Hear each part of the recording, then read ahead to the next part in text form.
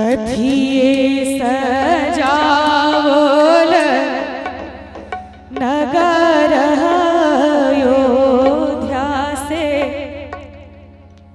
नगर अयोध्या से कथिए जनकपुर धाम गे माई, कथिए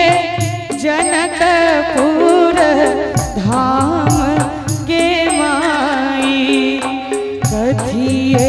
सजावल नगर अयोध्या से, कथिए जनकपुर धाम गे माई, कथिए सजावल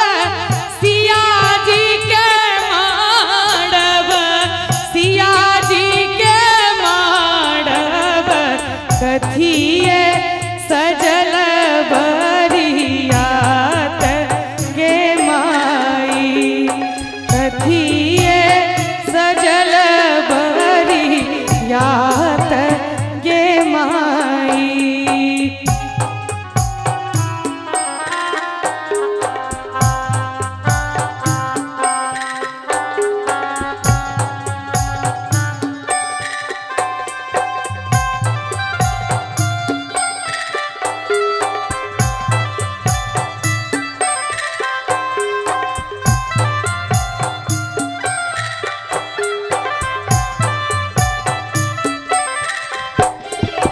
सोना सो सजावल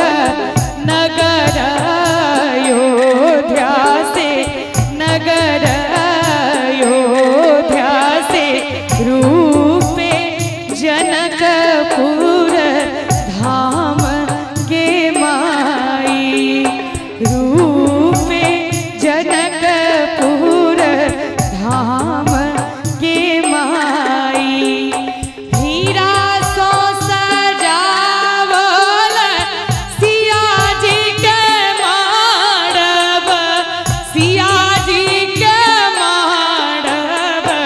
हाथी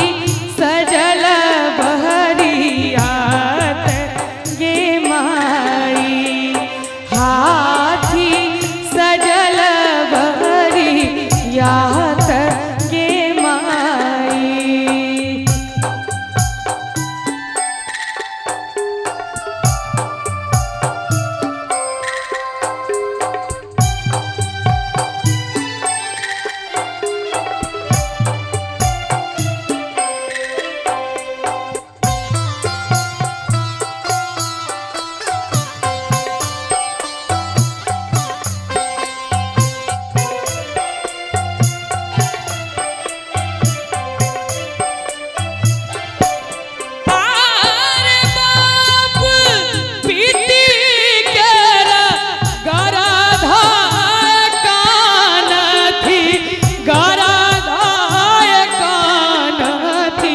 तैयो दिल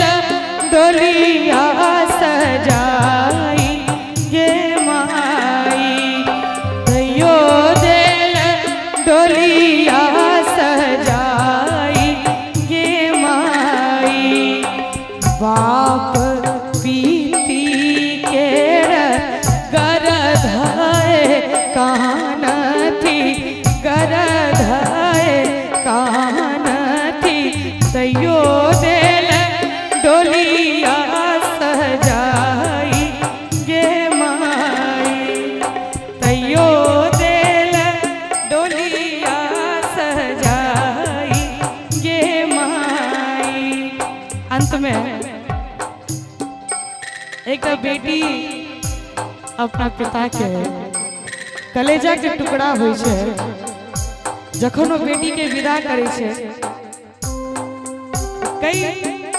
भाव में पूरा परिवार रहे छे, ओ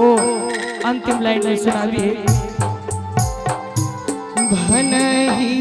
विद्यापति